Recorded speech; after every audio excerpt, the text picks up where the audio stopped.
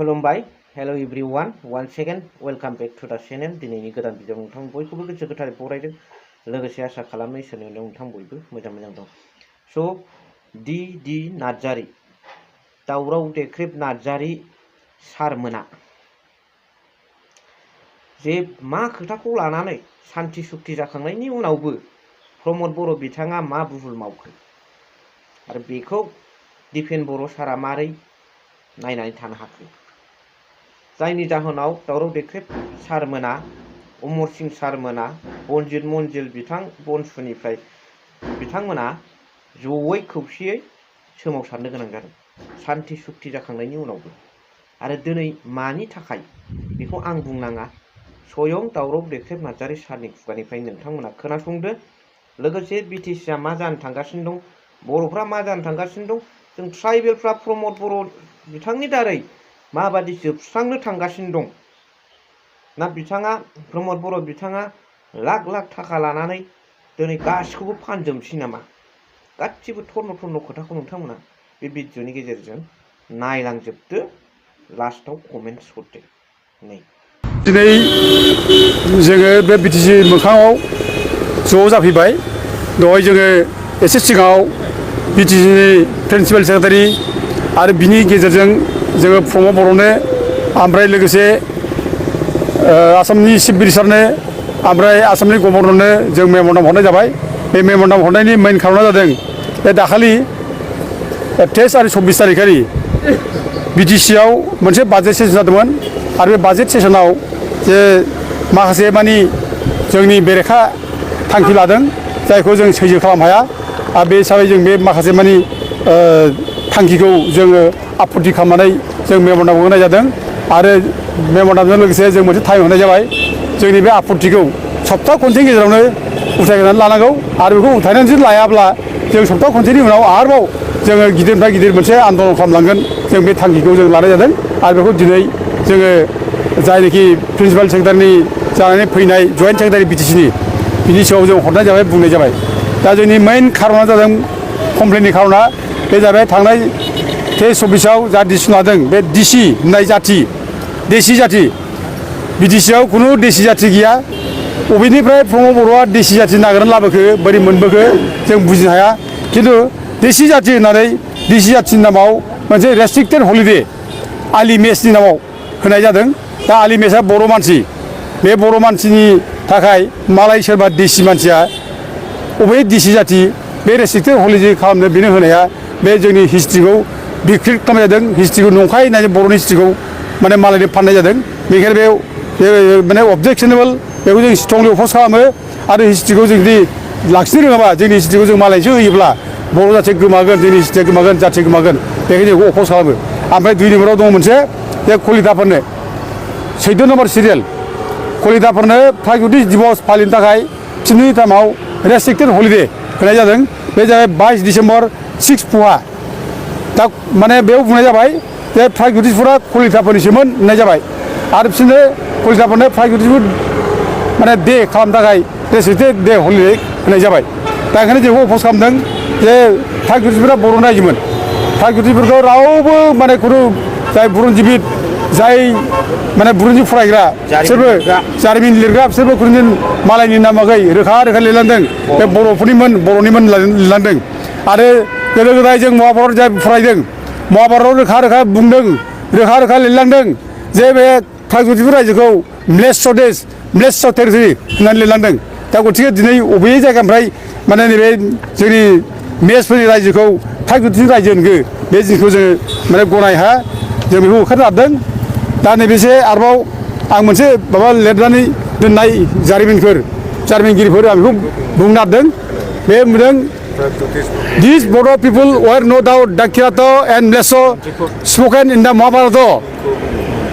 The message of Assam still preserved traces of the barbarians named Mlesso applied to their forefather by the early Aryan coming into Pragyutism होनदों रोखा बे जायफोरखौ बै समाव माने किरात म्लेच्छ होनदों बिसोरो बर'फोर होननानै नैबेयाव खेल बर' भाद्रा बुंनाय जादों आरो बे म्लेच्छ रायजोआव प्रागज्य'तिषफोराव जे भगदत्त मेच बिसोरनो माने रायजो खुंदों होननानै इमानसिं सामजां बेबो लिरलांदों गोबां हिस्ट्रियाव दङ दा गथे प्रागज्यतिष रायजोआ बर'निमोन बेखौ जेरै कलिता मोननो होननाया कलिताफोरनो स्निसो होनाया बे माने अननाय अगियाननि खामानि जादों बे आरो लोगोसे माने प्रागज्यतिषफोरनि गिबिसिन राजानो माइरं दानबमोन माइरं राजा होननानै बुंनाय लेखायाव दङ गासिबो नैबे लेखायाव आं माने रोखा रोखा हिस्ट्रिफोरखौ गासिबो बुथुमनानै कम्पाइल खालामदों बेयाव सोर मा बुंदों सोर मा बुङाखै बर' जाथिनि सोमोन्दै बेयाव आं कम्पाइल खालामदों दा माइरं राजाया फार्स्ट प्रागज्यतिष रायजोखौ सासन खालामदों बिनि सासन खालामनाय पिरियडखौ होनदों 1700 BC बेखौ होनदों 1700 BC माइरं राजा माने प्रागज्यतिष रायजोखौ खुंदों आरो बे प्रागज्यतिष रायजोनिनो जानाखि माइरं राजानि बंसफोर बे जाबाय हटकासुर गटकासुर सम्रासुर ओमफ्राय नैबे जोंहा नरकासुरमोन बिसोरो सासन खालामदों बेखौ बुंदों ओमफ्राय लोगोसे माने बे माइरं राजानि उनाव जानाखि नरकासुर रायजो खुंबाय बे नरकासुर रायजो खुंनायखौ बिनि रायजोखौ सानजा दिक्रायनिफ्राय सोनाबहा खरतया दैसिम होनना बुंदों आरो साहा हिमालय हाजोनिफ्राय खोलाहा माने बंगोपसागरसिम होनना बुंदों आरो बे माने माबाया नरकासुरनि रायजो खुंनाय एरियाखौ नरकासुरा माखासे एरियायाव पार्ट माने बाहागो खालामदों रायजो सासन खालामनो थाखाय बे जाहैबाय ओरै खरतया दैनिफ्राय संकस दैसिम बे जाहैबाय कामपिट संकस दैसिम खरतया दैनिफ्राय बेखौ कामपिट पर्सनाव दोनदों ओमफ्राय संकस दैनिफ्राय नैबे माबासिम मानास दैसिम बेखौ कामपिट रत्नपिट होनना बुंदों बेखौ रत्नपिट एरियायाव जोंनि एरिया रत्नपिटआव गोलैयो बे ओमफ्राय माने मानासनिफ्राय धनस्रि दैसिम बेखौ सुवर्णपिट होनना बुंदों मानासनिफ्राय धनस्रि दैया सुवर्णपिट आरो बिनिफ्राय हरै माबासिम धनस्रि दैनिफ्राय एखे दिख्राय दैसिम धनस्रिनिफ्राय दिख्राय दैसिम बेखौ सौमार फिट होनना बुंदों दा बे सौमार फिटआवनो जोंना बे माने बर' राजा कुन्दिलनि भीष्मक राजाया रायजो खुंदों आरो बे भीष्मक राजानि फिसाजो रुक्मिनिखौ श्री कृष्णआ दारखानिफ्राय फैनानै हाबा खालामदों रुक्मिनिया बर' फिसा बे रोखा रोखा हिस्ट्रिया नैबे सिङावनो फरायनो मोनो बेयाव जों लिरख'दों आरो लोगोसे माने बान राजानि फिसाजो उषा देबीखौबो आरोबाव माने श्री कृष्णनि फिसौला अनिरुद्धआ फैनानै खावनानै लांफैदों दा बेनि थाखाय बे खानानै जादों माबायाव अग्निगड़आव दा अग्निगड़आव खालामनानै अग्निगड़आव जुद्ध जादों बेखौनो हरिहर दावहा जादों होननानै बुंदों दा गथिखे बे प्रागज्यतिष रायजोनि जारिमिना जोंनि रावनिबो नङा कलिता होननाय खुनु जेबो गैया दा बे माने माबानिफ्राय नरकासुरनि बंस'नि उनाव बे बर्मन बंस'फोर रायजो खुंदों बे बर्मन बंस'फ्रा बासुर बर्मन लास्ट राजा 7th सेन्चुरिसिम रायजो खुंदों बासुर बर्मना 7th सेन्चुरि बर्मन बंस' दा 7th सेन्चुरि रायजो खुंनायनि गेजेराव बे बर्मनाबो बर'मोन ना बर'फोर गासिबो बर' होनखाजोबनाय बासुर बर्मनिया बिनि गुदि बंस'आ भदत्त ओमफ्राय नरकासुर बिसोरखौ बर' बंस' मेस बंस' ओंखारनाय दा गथे बर' बंस'आ हागोन आरो बेखौ मेस बंस' ओंखारनाय बर' बंस' आरो बे बर्मन बंस'निनो बल' बर्मननि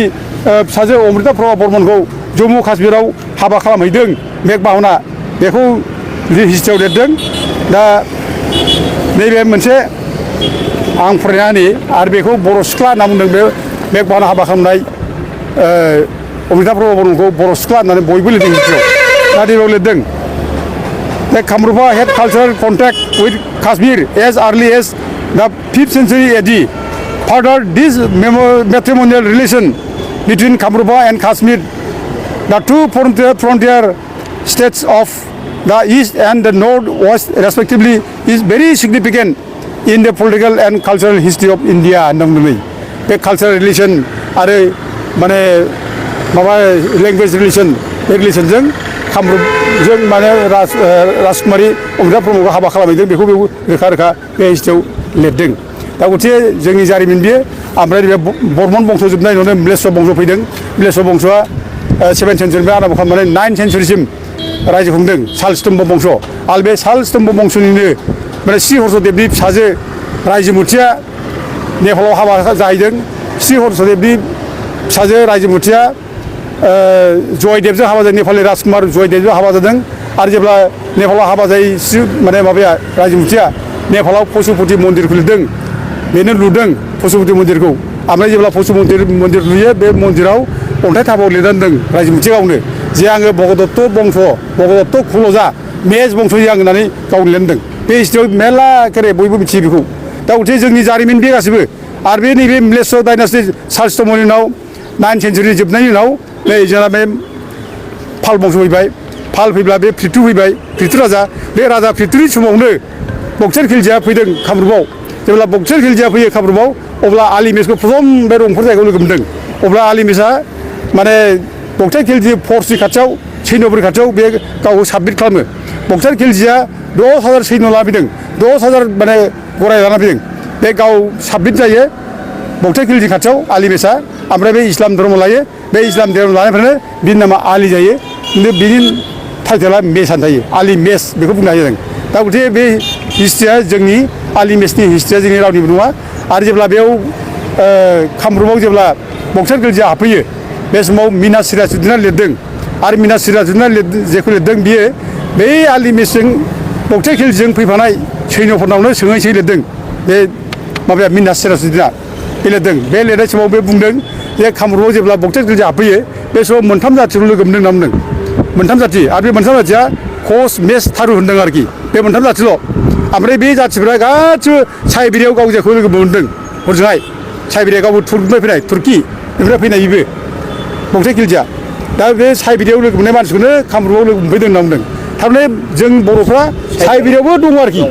साइबेरियाव दं बेनो प्रमान जादों आरोखि साइबेरियावबो दङ आरो बे जायगायाव जोङो फैनाया 1206आव जा लोगो मोनफैदों दा खिन्थु बेयावसो फैदों बे नङा बे बोसोरनि सिगां हाजार बोसोर सिगां 1700 बोसोर सिगां बिसि दंमोन माबाया जोंहा मा होनो माइरं राजा रायजो खुंदोंमोन बे रोखा दा गथे बेयाव खुनु सोरबा देसि जाथि खोमा जाथि बे गैया दा बे फंबाय बर'आ बोरैहाय बे देसि जाथिनि नामाव माने माबा होदों रेस्ट्रिक्टेड हलिदों बेखौ जों मुगैयो बेनाव मेलेम गैला नामा बेहा मेलेमाव मा थांखोमोन नालाय जारिमिननि जेबो नलेज गैयाब्ला बे जानला मोनला डिसिसन लानो नाङा बे आरो दिनै अगियान मानसि बेयो गियानि मानसि बेहा रावबो गैला नामा एथ' खाथियाव मानसि बेनाव दङ गोरों मानसि दङ सोरबा प्रफेसार दं सोरबा माने लेखा गोरों मानसि दङ दिनै बिसोरनो जेरै रावबो मेलेम होग्रा खोन्थाना होग्रा बुंना होग्रा रावबो गैला नामा बहा थांजोबखो आरो बेबायदि अगियान मानसि जों सासन खालामनोसै जोंनि बर' जाथिया बेबायदि मेलेम गैयै मानसि जों सासन खालामनांसै दिनै जोंनि जारिमिनखौ जुदि मालायनिसो होनना बुङोब्ला जोंहा अस्तित्व गैया जायोब्ला दिनै बर' जाथिया जिबन थालाब्ला अब्ला जों आलाय सिलाय जागोन गाबोन कलिताफ्रा बे जायगाया जोंनिसो नैबे बिटिसिआबो हाया जोंनिसो कलिताफोरसो रायजोमोन बे होनना बुङोब्ला जों मा बुंनो जोंखौ बिसोर ओंखारगोन ओरैनो दाबो बुंगासिनो दं बिसोर जोंखौ बुंबाय थायो जे बर'फ्रा टिबेटनिफ्राय होखारजानानै फैनाय अबा बिमानिफ्राय होखारजानानै फैनाय होनबाय थायो दा गथे दिनै जोंनि लेखा गोरोंफ्रा फुङाव बर'नो गियान होनो बहा दं फालाय बहा थैना थाजोबखो आरो बे सेन्सिटिभ खोथा बियो सेन्सिटिभ मोदोमाव नांथाव बिखायाव नांथाव खोथा दिनै नोङो बे एथ' हाजार मानसि थैनायनि उनाव गोबां मानसि जिउ दाननायनि उनाव बे बिटिसि न'खौ लुबाय बे बिटिसि न'खौ लुनानै बे बिटिसि सिङाव नोङो रायजो बिग्रा मानसिफोर थैनायनि बे बिटिसि सिङाव बर'आ हाबनानै दिनै बर'फोर रायजो गैयामोन प्रागज्यतिकफोर रायजोआ बर' नङामोनब्ला बेखौ सैजो खालामनोसै बे फाब नांगोन बे सावनांगोन बियो बे माने मुंख्लंफोरनि सावनांगोन बियो आरो गोबां भिक्टिम जादों फिन सावनांगोन बेखौ नायबा आरोखि बेथ' पापि खामानिखौ मावदों बे एक्टरे पापिस्ट' बर'नि पापिस्ट' होनब्ला बेफोरनो पापिस्ट' बेबायदि डिसिसन लानो हाया रावबो गावनि जाथिखौ दोनखोमानानै गावनि जाथिनि फरिचयखौ दोनखोमानानै नोङो माने बर'नि नङामोन प्रागज्यतिकफोर होनब्ला बर'नि अस्तित्व गैला जोब्बायना बेखायनो जों मुगैयो बेखौ इमिडियेट उथायनो लानांगौ आरो 7 दिननि गेजेराव जुदि उथायनो लायाब्ला जों आन्दलन खालामगोन आरो गोख्रों आन्दलन खालामगोन आरो जों नायखा रायजोफोर जों बेबायदि गोरे सुनि फिसा माने गालखाब गैयै खुगा गैयै जानला मोनला बुंलाबायनाय जानला मोनला डिसिसन लालाबायनाय बेफोरनाव जोङो बे माने दाउखि सिलिं सैमा खि अमा खि बायदिसिना दौवाबा उफाय गैया जा रायजोफोरा बेबायदि जों हाबाफारिखौ जोङो लासै लालांसिगोन दा बर'फ्रा जोङो बे जायगायाव माला फैया बर' जाथिया बे जारिमिना लाख बोसोरनि बाथ्रा साइबेरियाव थानाय बाथ्रा साइबेरियाव लाख बोसोरसिम बर'फ्रा दंमोन होननानै लिरदों नैबे लेखायाव दं नै एसे फरायसै नामा बेयाव बुंदों नै बर' कलर करफ्रा एसे कर मानु हेই গুৰি বিচাৰিবলৈ গ'লে বহুত ভিতৰ কথা ক'ব আহিব পৰে পূৰ্বতে তেওঁলোকে মংগোলীয় দেশৰ কোনোবা অঞ্চলৰ মানুহৰ দৰে লাগে মংগোলীয় देशनि अबेबा जायगायाव दंमोन आरो गोबां हिस्ट्रियाना बुंदों बर'फ्रा साइबेरियाव दंमोन होनना बुंदों साइबेरियाव दा नैबेयाव लिरनायाव बुंदों किसुमान मथे তেওঁলোक सिब्राय बा सिबर बंशधर बर'फ्रा सिब्राय बा माने माने शिबनि बंसधर ओरैनो लिरदों हे थेवलग सिब्रायारि बा सिब्रायनि हारि बा गत्र बा गस्थि बा बंश अथवा शिबारि शिबर बंश सिब्रायर अर्थ बर' सकলৰ आदिम पुरुष बा आदिम देवता बाथौ बोराइ सिब्राया साइबेरिया बिदि होनना बुंदों साइबेरिया बिदिनो जानाय दा गथिखे जों बर'फ्रा खुन माने हाजार लाख बोसोर सिगां बे जायगायाव दंहैयोमोन साइबेरियाव दंखायोमोन जारिमिनाव दंखायो दा दिनै बे प्रमदआ बेफोर जारिमिनखौ मिथिया हसिया माने कलिताफोरनि रायजो होनना बुंब्ला जों बेखौ मुगैयो जों बेखौ धिक्कारायो रायजोफोर जों बेखौ मुगैयो आरो बर' रायजोफ्रा जों खावलायो बर'फोर जोंनि जारिमिनखौ जों लाखिनो रोङाब्ला जाहाथे जोबगोन जारिमिन गैयाबा जेबो थाया जाथिया जारिमिनखौ जों लाखिनांगोन आरो जोंनि गावनि जारिमिनखौ लाखिनो थाखाय जोङो फैगौ जुदि दिनफ्राव बे जानायखौ अर्डार होबाय कलिताफोरनो माने प्राइभेटफोरनि माबाखौ होबाय कलिताफोरनो बेखौ जुदि उथायनानै जुदि लायाब्ला जों गोख्रोंनिफ्राय गोख्रों आन्दलन खालामगोन आरो बयबो रायजो राजा जोंखौ सापर्ट नांगौ मदद खालामनांगौ आं बयखौ खावलायहरो नुनो मोनबाय बुजिनो मोनबाय कमेन्ट्सखौबो आं आसा खालामबाय नोंथांमोना हरगोन भिडिअखौबो एसेखिनियावनो दोनथ'बाय थेंक इउ फर वाचिं लाभ इउ